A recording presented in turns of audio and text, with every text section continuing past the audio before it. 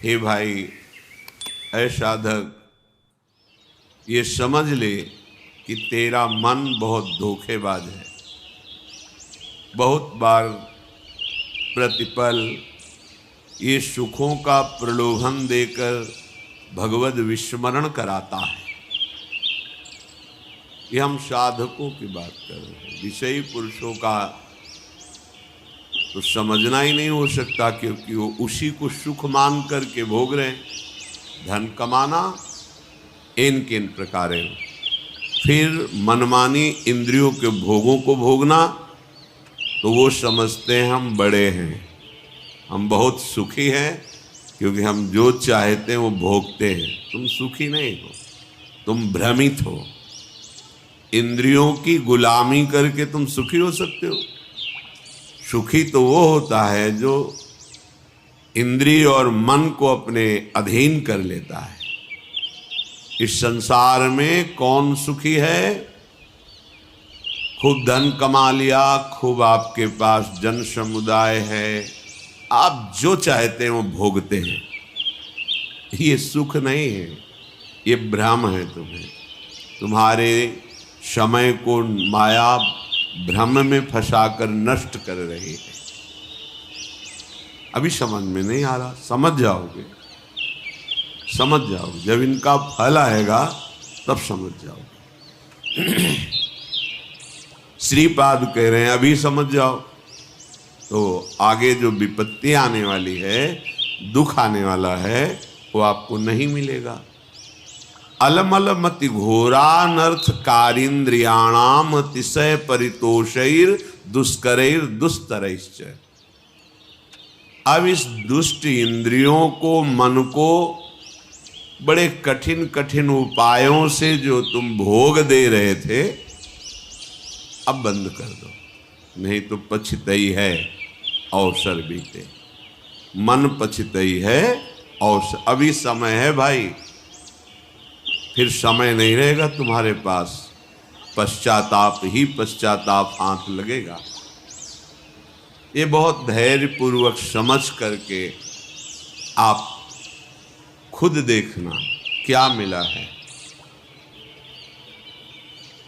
जब किसी पर तुम आसक्त होते हैं तो माया की चाल होती है।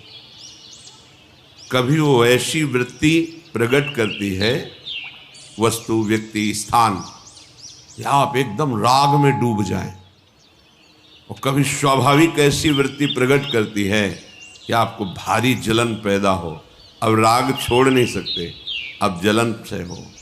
धीरे धीरे वो राग ऐसी प्रतिकूलता पैदा करता है कि उसके हृदय में बस यही आता है, अब तो हिंसा ही एक उपाय है, या अपनी या सामने। ये माया की चाल। जो कहा गया है कि सर्वनाश हो जाता है, वो यही सर्वनाश है। कामा संजायते क्रोधा, क्रोधा स्मृति विभ्रमः, स्मृति भ्रंशात् बुद्धिनाशो, तो बुद्धिनाशात् प्रणश्यति। बुद्धिनाश को ही सर्वनाश कहा गया है। बुद्धि नष्ट हो गई मतलब सब कुछ नष्ट हो गया। बुद्धि में प्रकाश हो रहा है मतलब सब कुछ प्राप्त हो रहा है। ये बहुत घोर अनर्थकारी इंद्रियां हैं, श्रीपाद कह रहे हैं। सच्ची, जिस समय हम उपासक की बात कर रहे हैं, उपासक एकाग्रता पूर्वक सही दिनचर्या 2, 4, 10, 20 दिन, महीना भर चलाएगा, एक आनंद की उमगन आएगी। आनंद की उमगन में वो थोड़ा बेपरवाह होने लगता है। जहां थोड़ा बेपरवाह हुआ, उस बेपरवाही में इंद्रियों से फंसा देते हैं। हंसी, मजाक, मनोरंजन। जहां वो इसमें हल्का सा फंसा, रास्ता बना दिया भोग का। जहां उधर लगा तो उसे लगा कि जीवन का लाभ यही है, गिर गया। जहां गिरा बस फिर जो दुर्दशा होती है वो केवल उसका हृदय जानता है। उपासक की बात कर रहा हूं। विषयी पुरुष तो उसमें गर्व करता है कि मैंने आज ये भोगा, अज्ञानी। लेकिन उपासक की जो दुर्दशा हृदय में होती है, सच्चा, इसीलिए कह रहे हैं अलमल मति घोरा अनर्थकारी इंद्रियाणाम मतिशय परितोषैर दुष्करैर दुस्तरैश्च। इनसे पार पा जाना बहुत कठिन है मन और इंद्रियों से। इनका दुलार करते करते तुम्हारी दुर्गति हो गई है। दुर्गति का तात्पर्य हम किसी बाहर प्रकरण से ना लें, अंदर से लें। क्या तुम्हारा चिंतन चल रहा है? देखो अपने चिंतन की दशा। कोई व्यक्ति होगा, कोई वस्तु होगा, कोई स्थान होगा, या राग में चिंतन हो रहा अनुकूल, या द्वेष में प्रतिकूल, जलते रहो। इस पावन समय को नष्ट करते रहो। यही नष्ट कर, यही दुर्दशा है। बोले भोगोगे तुम्हारी दुर्दशा होगी, तो तुम दुर्दशा को ले जाते हो केवल शरीर में कि कोई अंग भंग हो जाएगा। नहीं, वासनाओं की भीड़ जमा हो जाएगी, बुद्धि निर्णय करने में असमर्थ हो जाएगी, तुम शोक चिंता इन दुखों से व्याप्त हो जाओगे, विषाद से ग्रस्त हो जाओगे, कोई रास्ता ही नहीं मिलता। ध्यान रखना, भगवत शास्त्र विरुद्ध आचरण करने वाले को शांति का कोई रास्ता ही नहीं मिलता।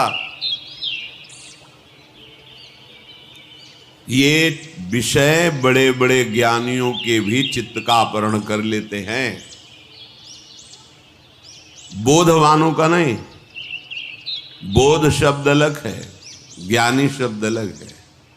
जो ज्ञान हुआ उसका परिणाम है इंद्रियों पर विजय। श्रद्धावान को ज्ञान प्राप्त होता है और ज्ञान प्राप्त उपासक अपनी इंद्रियों पर विजय प्राप्त करता है। फिर जो बोध होता है वो परम शांति मचिरेणाधिगच्छति, वो परम शांति को प्राप्त होता है। पहले तो मानो ये बात कि तुम्हारा मन और इंद्रियां अनर्थकारी हैं। अब इंद्रियों को दुलार करना बंद करो। ये घोर अनर्थ पैदा कर देती है, घोर अनर्थ। वर्षों लगता है इंद्रियों को कब्जे करने में। कुसंग में कुछ मिनट में वर्षों के द्वारा शासन में लाई गई इंद्रियां एकदम फ्री हो जाती है। वर्षों की कमाई एक मिनट में गमाई।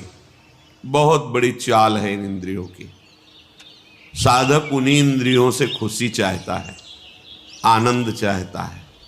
वो देखकर मनोरंजन करके समझता है मैं बहुत विद्वान हूँ, बहुत ज्ञानी हूँ, बहुत चतुर हूँ, हमारी कोई बात जानता। अरे किसी के जानने की जरूरत नहीं, तुम ही जान जाओगे। रोगे, कोई आंसू पोंछने वाला नहीं मिलेगा। हमारी ये बातें कड़वी जरूर लगेंगी लेकिन बहुत मीठा फल देने वाली। यद तग्रे विषम्यु परिणामे अमृतोपमम। ये बातें सुनने में तुम्हें विष जैसा लगेगा, परिणाम में अमृत मिलेगा। विषय भोग प्रलोभन की बातें अमृत जैसी पहले सुनने में लगती, परिणाम बहुत भारी विषवत होता है। विदधदिव सशोको एन केनापि देह स्थित मधिवश वृंदारण्य में कांतरत्या।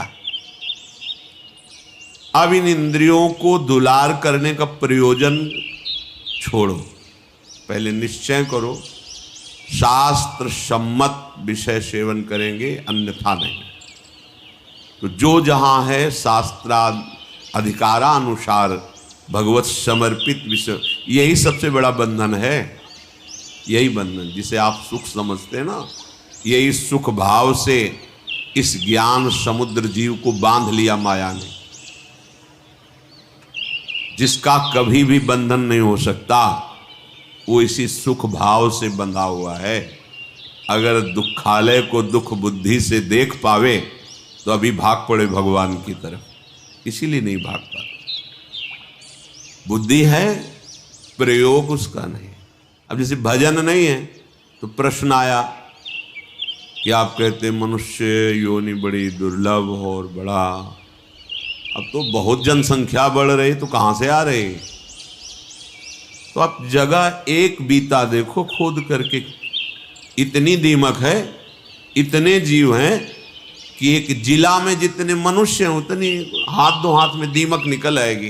अब वो जब आदमी बनेंगे तब तुम्हें ज्ञान है, अनंत ब्रह्मांड है, कौन से जीव की कहाँ गति कैसे भेजी जा रही। कलयुग को महर्षियों ने प्रणाम किया है, ब्रह्म ऋषियों ने प्रणाम किया है। जितना लाभ आप कलयुग में वृंदावन का ले रहे हैं अन्य युगों में नहीं ले पाए। जितनी जल्दी भगवत प्राप्ति कलयुग में होती अन्य युगों में नहीं होती। 10-10 हजार वर्ष तपस्या करके जो फल प्राप्त अन्य युगों में करते थे, दाहिने पैर के अंगूठे के बल खड़े होकर दोनों हाथ उठाकर आकाश दृष्टि करके मंत्र जप कर रहे हैं, जल में खड़े होके 24 घंटे नाम कीर्तन में वो फल प्राप्त हो जाएगा। जो 10,000 वर्ष तपस्या, कलयुग बहुत प्रणाम करने योग्य है। पर आप भगवद विमुख हो जाओगे तो भ्रष्ट कर देगा, नष्ट कर देगा। तो क्या और युगों में ऐसे आचरण वाले व्यक्ति नहीं थे क्या?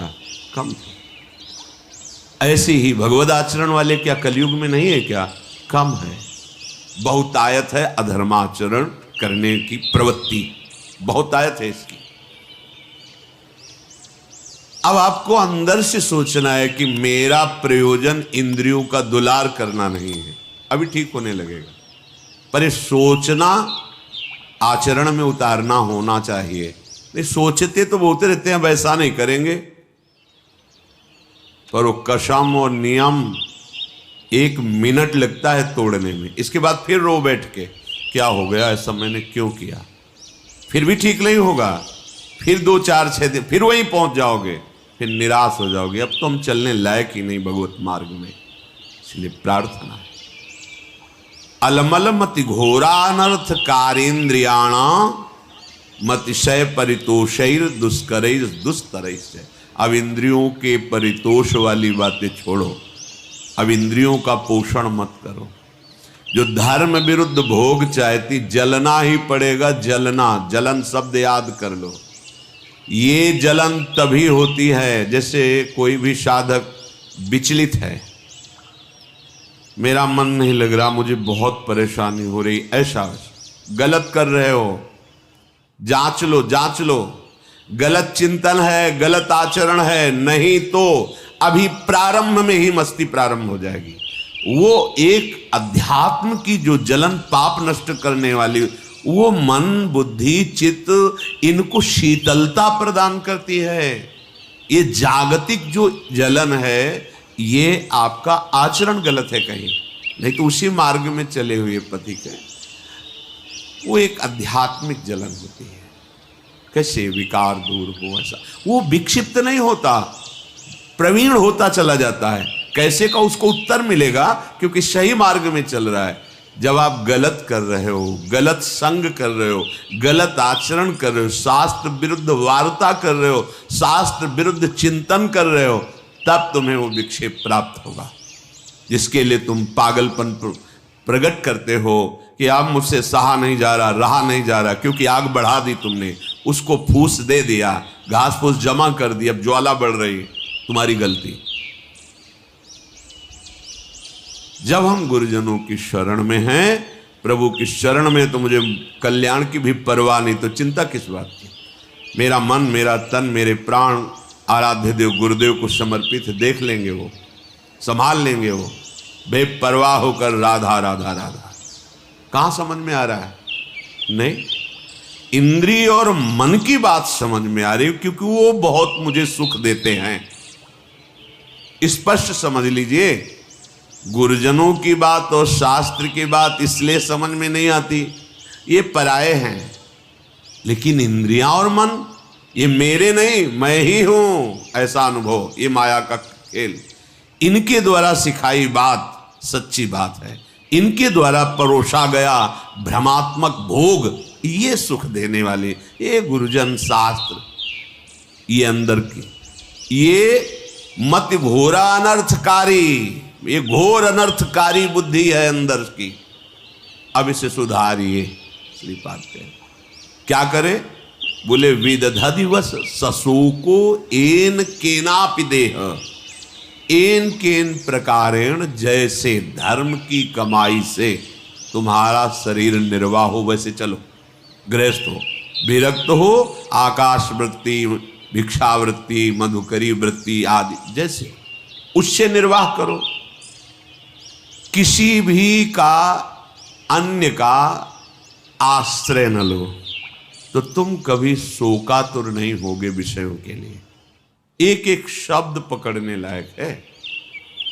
अगर आप धर्म पूर्वक चलते हैं, धर्म की कमाई से नमक रोटी खाते हैं, आप चैन में रहेंगे, मस्त रहेंगे, क्योंकि भगवत मार्ग के प्रतीक है। गृहस्थ होते हुए आप अधर्म की कमाई कर रहे हैं, करोड़ों रुपए जमा हैं, भगवत विमुख हो, तुम्हें चैन नहीं मिल सकती, जिसे शांति कहते हैं, जिसे विश्राम कहते हैं, जिसे आनंद कहते हैं, स्वप्न में अनुभव नहीं हो सकता। करके देखो, जल रहे, खूब करके देख लो, जलते ही रहोगे। ये पद, ये शरीर, ये भोग, ये वाहवाही, ये स्वाप्निक है, चंद मिनट की है। तुम्हारी वाहवाही क्या, जहां बड़े बड़े ताज उतार के रखते थे वो भी नहीं रहे। बहुत सावधान।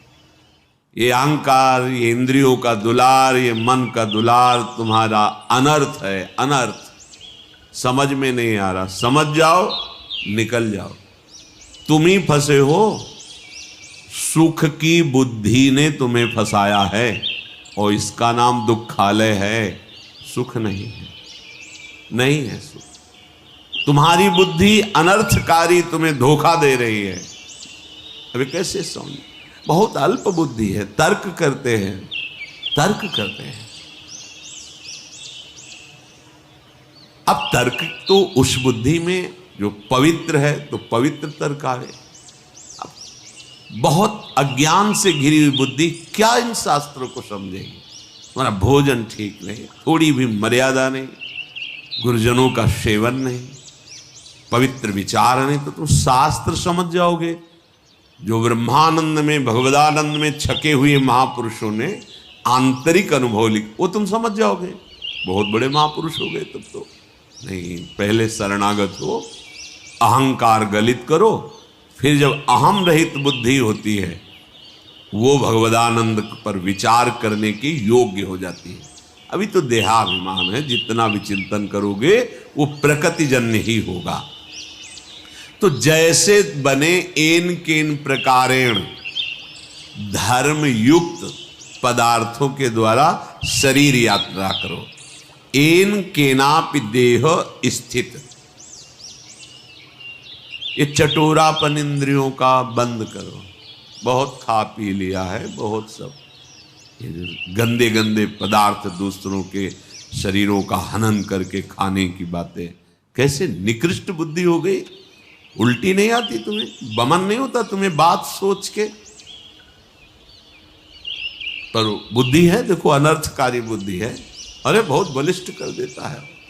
खाओ बस, विजय प्राप्त कर लोगे। किस पर, किस पर विजय? इंद्रियों के गुलाम होते जा रहे हो, मन के गुलाम होते जा रहे हो, विषयों की अधीनता बढ़ रही है। तुम स्वतंत्र कहाँ हो रहे हो? तुम विजयी कहाँ हो रहे हो? तुम तो हारते चले जा रहे हो। भला कहीं अपवित्र पदार्थ पाकर तुम्हारी बुद्धि प्रवीण होगी, ठीक से निर्णय कर पाएगी? मान जाओ हमारी बात, यही माया की चाल है। सावधान, ये अनर्थकारी बुद्धि तुम्हें नष्ट कर देगी। तुम श्रीधाम वृंदावन का आश्रय लो, सत्संग सुनो, प्रिया प्रीतम के चरणारविंद की दृढ़ता हृदय में आ जाए तो सब विकारों के जीतने की सामर्थ्य आ जाती है। अच्छा ही नहीं लगता, सही मानो। देखा है, कभी कभी हम कहते हैं कि भगवान के चरित्र से भी बढ़कर भक्तों के चरित्र में हमें विशेष आनंद और विशेष अनुभूतियां मिलती हैं। क्यों? क्योंकि जब भगवान के लिए कोई आश्चर्यमयी बात आती है तो ये हमारे हृदय में बैठा ना कि करतुम अकर्तुम अन्यथा करतुम सर्व समर्थ भगवान है, कोई आश्चर्य नहीं होता क्योंकि वो भगवान है। लेकिन तब आश्चर्य होता है जब वो प्रकृति की धरा में और फिर वो भगवत धरा की ऊंचाई में, तब आश्चर्य होता है कि हाँ ये बात आश्चर्य वाली है। मायाकृत प्रपंचों में फंसा हुआ, फिर मायातीत इतनी ऊंचाई, वो बात समझ में आती। कैसे चला, कैसे माया को त्यागा, कैसे भगवदानंद में मगन। मेरे प्रभु का कोई भी कृत्य आश्चर्य में थोड़ी है, वो तो सर्वाश्चर्य में स्वयं है सरकार। कर तुम अकर तुम अन्यथा कर तुम, अन्यथा कर तुम, जो हो ही नहीं सकता वो भी कर दे। जैसे आप केवल कान से ही सुन सकते हैं, प्रभु किसी भी रोमकूप से देख सकते हैं और वहां से सुन सकते हैं, कहीं से भी आहार ग्रहण कर सकते हैं। कर तुम अकर तुम अन्यथा कर तुम, वो सर्वतोमुख वाले सर्वतो नेत्र वाले हैं। बिल्कुल महर्षियों ने गाया, फिर भी कह दिया कि सामर्थ्य नहीं कि आपकी उन प्रभु की महिमा में कोई आश्चर्य की बात है। श्रीपाद कह रहे हैं, लुठन रासस्थल्याम निरवधि पठन कृष्ण चरितम। जैसे हो सके वैसे देर निर्वाह करो धर्मयुक्त पदार्थों से। तुम्हें शोकातुर नहीं होना पड़ेगा विषय के लिए, संसार के संबंधों के लिए या किसी भी व्यवस्था के लिए नहीं होना पड़ेगा। हम अल्पज्ञता के कारण शोकातुर भविष्य के लिए हो जाते हैं कि भविष्य में हमारा क्या होगा, वर्तमान तो ठीक चल रहा है। ये भविष्य की जो बात है वो शरणागत नहीं है, इसलिए है। अरे शरणागत नहीं, वो तो साधु है। अरे तो बेस रख लिया है, अभी हृदय शरणागत नहीं हुआ। भविष्य की चिंता बिल्कुल, न भूत की, न वर्तमान की, न भविष्य की। शरणागत के हृदय से इन चिंताओं का अपहरण हो जाता है। भगवान बलराम जी को सखा का रूप रख करके खेल रहा था प्रलंबासुर। देखा श्री कृष्ण तो बड़े चतुर हैं, इनको प्रवीण हैं, इनको खेल में फंसा के ले जाना बड़ा कठिन। तो बलराम जी को उसने अपनी पीठ में लाद लिया। बलराम जी को भय लगा, फिर स्वरूप का वो एकदम एक घूसा मारा, पधार गए। तत्कालिक तो भय लगा ना कि असुर अपहरण कर रहा है। ऐसे कितना भी हो तत्कालिक, अब जैसे अभी कोई बड़ी जोर की आवाज हो, ऐसे सब हो जाए, वो तत्कालिक विचार जब विवेक से करे तो उसे काटा जाता है।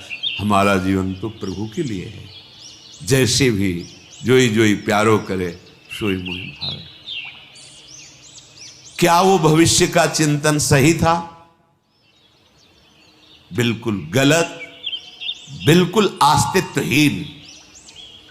ऐसे ही जब हम अपने आराध्य से देव से अलग होकर शरीर को सोचते हैं तो भूत की चिंता, वर्तमान की चिंता, भविष्य की चिंता, मैंने ऐसा किया उसे भोगना पड़ेगा, ऐसा ना करते तो ऐसा, भूत की चिंता, वर्तमान की चिंता, भविष्य की, ये तीनों चिंताओं का अपहरण हो जाता है शरणागति से। ये हम विश्वास के लिए कह रहे हैं, हमें आगे के विषय में नहीं सोचना। हमारा आज, हमारा कल सब मंगल होगा, क्योंकि हम मंगल भवन प्रभु की शरण में।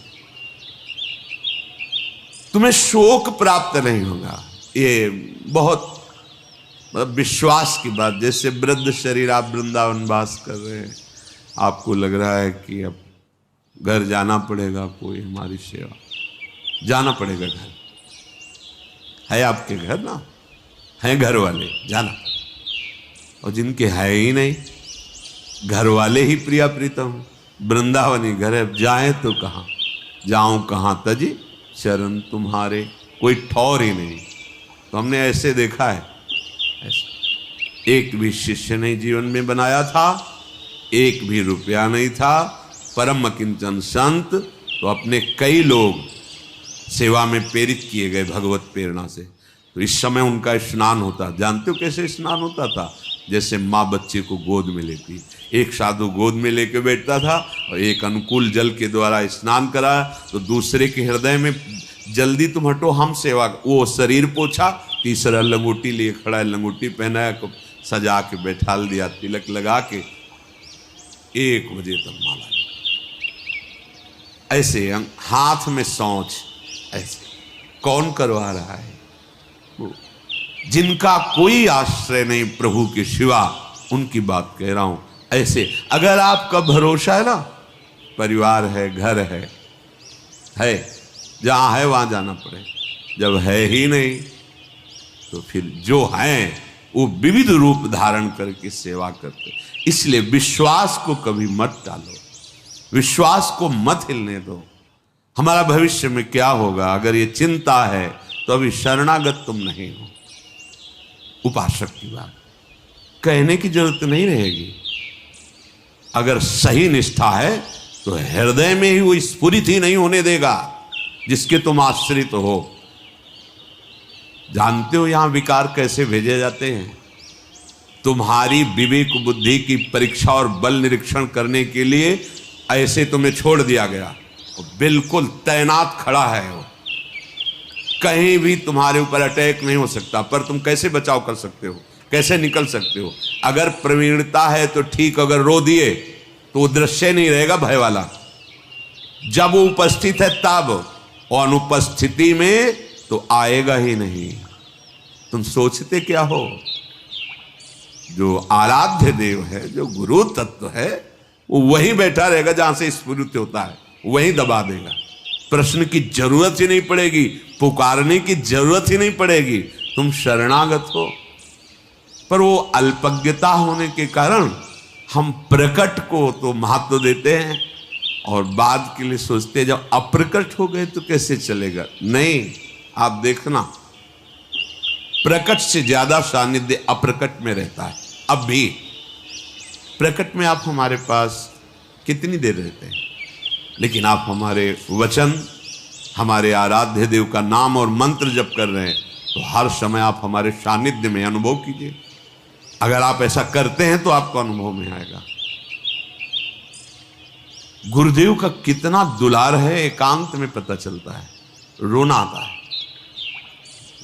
आपके लिए जो तन मन प्राण है कि जितना होना चाहिए वो है ही नहीं हृदय में, पर वो देने वाले इतने कृपालु हैं तो अपनी तरफ से देते ही चले जाते हैं। यहां सर झुकता चला जाता है, अहेतु की कृपालु, अहेतु की कृपालु। प्रगट सानिध्य और अप्रकट सानिध्य, इन दोनों में अगर देखा जाए तो अप्रकट सानिध्य में विशेष कृपा का अनुभव, क्योंकि उनके वचन, उनका चिंतन, उनके द्वारा दिया हुआ नाम मंत्र हर समय उनके सानिध्य का अनुभव कराता है। अगर ये नहीं तो प्रकट सानिध्य में रहते हुए भी आप अनुभव नहीं कर पाएंगे प्रकट सानिध्य के सुख का, निर्भयता का, शांति का, आनंद का। इन किन प्रकार जैसे वैसे आप शरीर का निर्वाह करते हुए शोक रहित होइए। इतना बड़ा मार्ग मिल गया है, फिर भी आप लालायित हैं कि आपको भोग नहीं मिल रहे, आपका मनोरंजन नहीं हो रहा, आपको कोई वस्तु की चाह समझ में नहीं आ रहा। अभी आपको जो मिलने के लिए घसीटा गया है उसके लिए भारी भारी तपस्याएं करके भी वो फल नहीं प्राप्त कर पाए। हम तपस्या कर ही नहीं सकते वैसी, इसीलिए घसीटा है श्री जी ने कि तुम इस आओ, हमारे दुलार, हमारी कृपा के द्वारा तुम्हारा पोषण होगा। फिर तुम क्यों चिंता करते हो? क्या तुमने ऐसी तपस्या की, साधना की, संकल्प किया तब ये पदवी प्राप्त की जो आज हो जहां? नहीं, तुम जानते भी नहीं हो तो घसीटा ना तुम्हें। तो जब इतना घसीट लिया तो आगे के लिए वो छोड़ थोड़ी देंगे। इनका स्वभाव एक बार जिसे पकड़ लिया उसे कभी छोड़ते नहीं। तो तुम भविष्य की चिंता रहित होकर, शोक रहित होकर के लुठन रासस्थल्याम निरवधि पठन कृष्ण चरितम, ये रास भूमि है वृंदावन, यहां लौटो, रज लगने दो शरीर में, और पठन कृष्ण चरितम, बहुत सावधानी से ये लिखा, कृष्ण चरितम। जब आप भगवत चरित्र गाते हैं तो प्रिया जो बहुत प्रसन्न होती है। इधर राम चरितमानस में रामचंद्र गुण बरने लगा, सुनते सीता कर। बड़े उच्च स्वर से भगवन नाम भगवत चैत्र यद गोविंद कथा सुधा रस हृदय। अगर मेरा हृदय गोविंद के नाम में, कथा में, तो उसका भाव ये है कि हमारी महारानी जी के प्राण प्रीतम बहुत सुख मिलता है। इसलिए कि इस रास स्थली में कृष्ण चरितम रटन, हा राधा कृष्ण, हा राधा, हा कृष्ण प्रतिपद मटश्चापि परितः। तो त्रुटन नाना ग्रंथि स्फुटद मलभावोश्रुनिभैर नटन गायन वृंदावन मति महान पंकिलयति। रास स्थली वृंदावन की रज का सेवन और प्रभु श्री कृष्ण के नाम का उच्चारण। जब हम वल्लभ बहुत प्रिय नाम है प्यारी जी को, वल्लभ माने प्राण प्यारे, ये धाम है। जब हम प्रभु का नाम लेते तो प्यारी जो मुस्कुराती, प्यारी जू का नाम लेते तो प्यारे जो मुस्कुराते, प्यारे जो प्रसन्न होते तो प्यारी जू के चरणों में प्रीति प्रदान करते, प्यारी जो प्रसन्न होती तो प्रीतम के चरणों में। ये दोनों एक ही है। कभी हा राधा, कभी हा श्याम हा श्याम। एक एक क्षण हम यहां परम सुकृत प्राप्त कर रहे हैं। क्या? प्रतिपद मटश्चापि परितः। एक एक कदम यहां जो चल रहे हो ना, पूरे तीर्थों की परिक्रमा करने का फल भी लघु हो जाएगा वृंदावन की बीथियों में विचरण करना। जैसे आप सत्संग के लिए आ रहे हैं, जैसे आप बिहारी जी के दर्शन के लिए जा रहे हैं, एक एक कदम आपका बहुत पुण्यमय है। जैसे कोई कोई भाग्यशाली जन ये बताते हैं कि अमुक जगह से पद यात्रा करते आ रहे हैं, दंडवत करते आ रहे हैं। वो हमारे लिए नहीं, महारानी जी का महल वृंदावन धाम है। इतना सौभाग्य, एक एक कदम तुम महारानी जी के महल के लिए आ रहे हो ना। कहां जा रहे हो? वृंदावन। किसके पास जा रहे हो?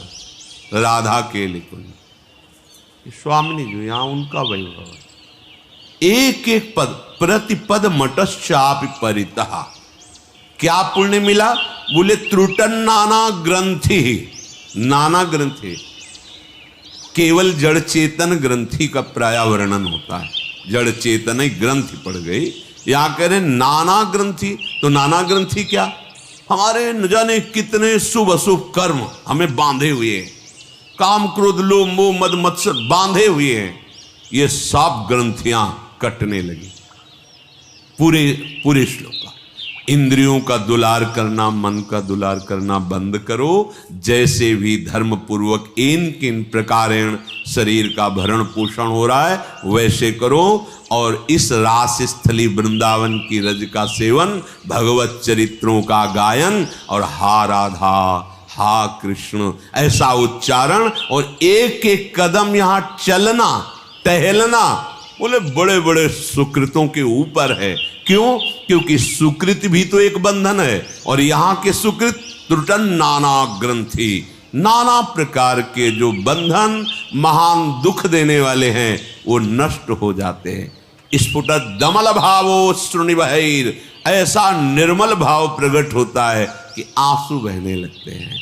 नटन, वो आनंद में भरकर नृत्य करता है, गायन प्रभु के नाम गुण कीर्तन करता है। वृंदावन मति महान पंकिलयति, वो अपने आंसुओं से वृंदावन की रज को गीला करता हुआ जीवन व्यतीत करता है। आंसुओं से भूमि गीली हुई, राधा राधा कृष्ण कृष्ण, ये जीवन का परम लाभ है।